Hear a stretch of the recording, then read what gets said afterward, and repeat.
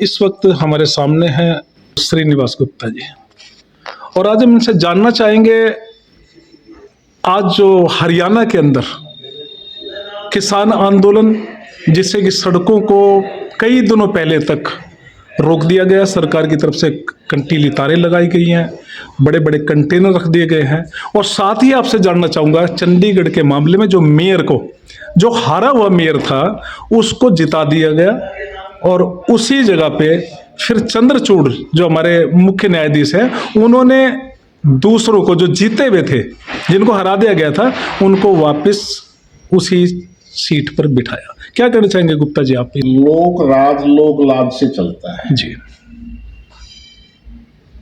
राम राज भी उसी को कहते हैं। भगवान राम पर एक लांछन लग गया था। वो राजा थे, उन्होंने 13 साल के लिए सीता माता को त्याग कर। इसे राम राज कहते हैं, इसे लोक लाज वाला राज कहते हैं। जी। चंडीगढ़ में मेयर के चुनाव में जिस तरह से खुले तौर पर डेमोक्रेसी का मर्डर किया गया, 75 साल के भारत के आज़ाद भारत के इतिहास में ऐसा कुकृत्य और नहीं मिलेगा। जी। ये सरकार संवेदनहीन है। संवेदना जनता के प्रति और प्रशासन में के तरीके में दिखनी चाहिए। जी। अच्छा होना बहुत जरूरी है, लेकिन अच्छा दिखना भी उतना ही जरूरी है। इन्होंने मेयर के चुनाव में खुले तौर से 8 वोटों को कैंसिल करके और दूसरे मेयर को, जो अल्पमत में था, उसको मेयर डिक्लेयर कर दिया। ये एक बड़ी घिनौनी हरकत थी, और ये केवल उस चुनाव अधिकारी की हिम्मत नहीं हो सकती जब तक ऊपर से हाई कमांड से जब तक उसको ये शय ना हो कि आपने ऐसा करना है। जी। इनकी हिम्मत इतनी बढ़ गई गलत काम करने की जी। कि खुलेआम बेईमानी से नहीं डर रहे हैं। अभिमान इतना हो गया है कि ये मानते हैं जो हम कर रहे हैं, चाहे वो कितना भी गलत क्यों ना हो, लोग कुछ नहीं कहेंगे, हम जो कर रहे हैं वो ठीक है। लेकिन ये अभिमान जहाँ रहता है वहाँ परमात्मा नहीं रहता, और जहाँ परमात्मा नहीं रहता वहाँ विजय श्री भी नहीं रहती। जी। जी। ये चीज़ें लंबी चलने की नहीं हो सकती। जी। ये चीज़ें लंबी चलने की नहीं हो सकती। हाँ जी। हाँ जी। तो मेयर का चुनाव में जो सीजेआई श्री चंद्रचूड़ जी ने किया, जी। ऑनरेबल सुप्रीम कोर्ट ने किया, जी। उन्होंने भी एक ऐसी मिसाल कायम रख दी कि उस कुकृत्य का पर्दाफाश कर दिया। जी। और उन 8 वोटों को बिल्कुल ठीक मानकर जो बहुमत में था कुलदीप, उसको मेयर डिक्लेयर कर दिया। इसके बीच में भारतीय जनता पार्टी ने एक कुकृत्य और किया। जी। उन्होंने 3 आदमियों को, आप पार्टी के आदमियों को अपने अंदर मिला लिया था। हाँ जी। हाँ जी।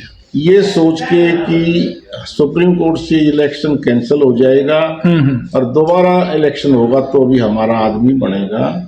लेकिन हम ऑनरेबल सुप्रीम कोर्ट का धन्यवाद करते हैं जी।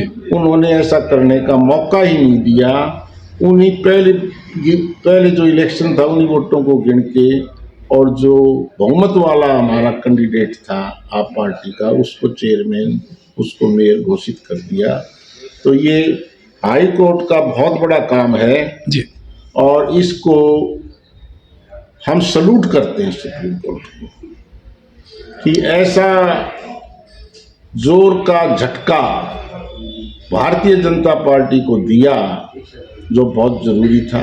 जी और हमारी जुडिशरी में देश के लोगों का विश्वास इससे बढ़ा। जब ऐसे चुनाव के अंदर जी इतनी धांधली होती है, जी तो जो मेन जो प्राइम मिनिस्टर जिससे बनता है वो लोकसभा के चुनाव में क्या होता होगा, इस बात का सहज ही अंदाजा लगाया जा सकता है।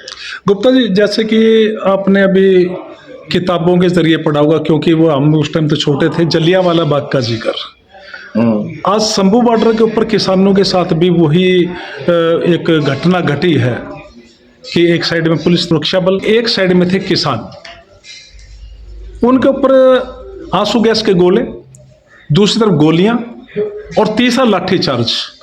क्या कहना चाहेंगे कि क्या किसानों के साथ ये व्यवहार होना चाहिए था? क्योंकि उनकी जो मांग थी वो पिछले 2-2.5 साल से मानी नहीं गई एमएसपी की। मैंने पहले आपको अर्ज किया कि ये सरकार संवेदनहीन है। जी किसानों के मामले में पहले जो किसान 380 दिन बैठे जी और 750 किसान उसमें शहीद हुए, जी और 380 दिन के बाद प्रधानमंत्री जी आकर ये कहते हैं जी कि शायद मेरे तक में कोई फर्क रह गया था और मैं इन काले कानूनों को वापस लेता हूँ। अगर ये काम वो 380 दिन से पहले 5-7 दिन में ही कर देते तो 750 किसानों की मृत्यु ना होती, और 12.5 महीने दिल्ली के बॉर्डरों पर, खासतौर पर बहादुरगढ़ में इंडस्ट्रियल एरिया को जो इस बात से जितना नुकसान हुआ है वो ना होता। लोगों को कितनी तंगी हुई है, साइड के रास्तों से जाना पड़ा है, जो रास्ते इस जाने के काबिल नहीं थे, तो कितनी दिक्कत हुई है। तो ये सारी सरकार की गलती है। लेकिन बॉर्डरों पे अब किसान नहीं है, लेकिन स्थिति तो वही है आज भी फिर। लेकिन ये सरकार बंद कर रही है, किसान रास्ता बंद नहीं कर रहे हैं। ना किसानों ने रास्ता पहले बंद किया था, ना अब किसानों ने रास्ता बंद किया।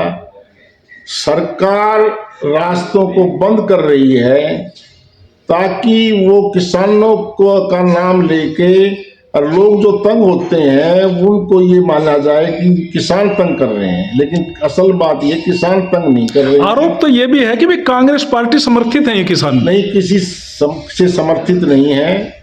ये तो अपनी मांगों को, जायज मांगों को मनाने के लिए आए हैं, और जो कि सरकार ने वायदा किया था, सरकार ने वायदा खिलाफी की हुई है, उसके विरोध में ये किसान दोबारा आए हैं। और सरकार की सोच ये है कि रास्ते बंद कर दो ताकि आम लोग परेशान हों और आम लोग किसानों से को गाली दें, नफरत करने लग जाएं। लेकिन असलियत कुछ और है जी। असलियत ये है कि किसानों ने ना पहले रास्ता बंद किया था, ना अब किया है। सरकार ने रास्ता बंद किया है, सरकार ने ही किसानों को मजबूर किया है कि आप आंदोलन करो, क्योंकि उनकी बात नहीं मानी गई। सरकार ने 14.5 लाख करोड़ रुपया जी बड़े बड़े पूंजीपतियों का माफ कर दिया जी, और किसानों को ये कुछ नहीं देना चाहते, जो कि इस देश के अन्नदाता हैं जी। इनकी नीति समझ से बाहर है। इनकी नीति गरीब के विरुद्ध है, इनकी नीति किसान के विरुद्ध है, मजदूर के विरुद्ध है जी। आपने देखा होगा कोरोना में मजदूर 1,000 किलोमीटर सिर पर बोझा लेकर, औरतें बच्चे की उंगली पकड़कर पैदल गई है। जी हाँ जी हाँ। ये रेलगाड़ियां और बसें किस काम आएंगी? ये रेलगाड़ियां और बसें तो इन्होंने खड़ी कर दी और उनको पैदल जाने के लिए मजबूर कर दिया। कितनी घृणित बात है, कितनी अमानवीय बात है जी, कितनी संवेदनहीन बात है। महिला खिलाड़ी के ऊपर जूतों समेत चढ़ना, कितना हमें खुद शर्म आती है। मणिपुर के अंदर जो हुआ उससे शर्म आती है। जो नॉर्थ लखीमपुर खीरी में गाड़ियों किसानों पर चढ़ाई हमने, उससे शर्म आती है। ये एक संवेदनहीन सरकार है। इन्होंने, जहाँ तक महंगाई का सवाल है, 1100 रुपये का सिलेंडर कर दिया 400 से। कितनी संवेदनहीन सरकार है। इन्होंने पेट्रोल डीजल पर इतने भारी टैक्स लगा दिए, कितनी संवेदनहीन सरकार है। इन्होंने एमएसएमई का खात्मा कर दिया, कितना इस देश का नुकसान किया है। तो ये देश देख रहा है और आने वाले चुनाव में इसका जवाब सरकार को मिलेगा। जैसे कि सेंटर में और राज्य में कांग्रेस पार्टी सत्ता में आती है, तो क्या इन चीज़ों पे अंकुश लगाने की पूरी प्रयत्न करेंगे? क्योंकि आज त्राही त्राही मची हुई है कि बहुत जगह पे सरेआम लूटपाट, बहुत जगह पे औरतों से एक घिनौना मतलब कि सलूक। कानून व्यवस्था की स्थिति बिल्कुल खराब है जी यार। बहादुरगढ़ की बात हो, गोहाना की बात हो, सांपला की बात हो, जी दुकानदारों के गले से पैसे निकाल लिए जी गए। जी इनसे कुछ समझ नहीं रहा है। जिसकी ये बात करते हैं उसके वसूलों को नहीं मानते। चाहे राम की बात हो, उसके वसूलों को नहीं मानते। जी चाहे चौधरी चरण सिंह की बात हो, उसके वसूलों को नहीं मानते। चाहे स्वामीनाथन की बात हो, उसकी बात को नहीं मानते। उनका सिंबॉलिक नाम लेके धोखा करते हैं। जनता परेशान है और आने वाले चुनाव में सख्तियाँ इनको जवाब मिलेगा। और राहुल गांधी जी लगे हुए हैं लोगों को जगाने के लिए, इस देश को जगाने के लिए कोशिश कर रहे हैं कि देश जाग जाए, इतने बड़े धोखे से बच जाए। इन्होंने देश बेच दिया, इन्होंने किसानों की इज्जत नहीं करी, खिलाड़ियों की इज्जत नहीं करी। 1100 का सिलेंडर कर दिया। बेरोजगारी का रिकॉर्ड 40-50 साल का रिकॉर्ड बन गया है। तो क्योंकि रिजर्वेशन के भी खिलाफ है ये जी कि रिजर्वेशन को वैसे तो खत्म नहीं कर सकते, लेकिन सरकारी दायरों को प्राइवेट देके, वो रिजर्वेशन हमारे थे ही नहीं प्राइवेट में। तो ये एक तरीके से जनता विरोधी कार्य कर रहे हैं और इनको इसका जवाब जरूर इसका जवाब जरूर मिलेगा, ये बताया है पीसीसी मेंबर श्रीनिवास गुप्ता जी ने। और साफ साफ बता रहे हैं कि अगर हमारा सरकार कांग्रेस की आई तो हम सबसे पहले अंकुश लगाएंगे करप्शन के ऊपर। बहुत बहुत धन्यवाद जी, आपने इतनी जानकारी दी।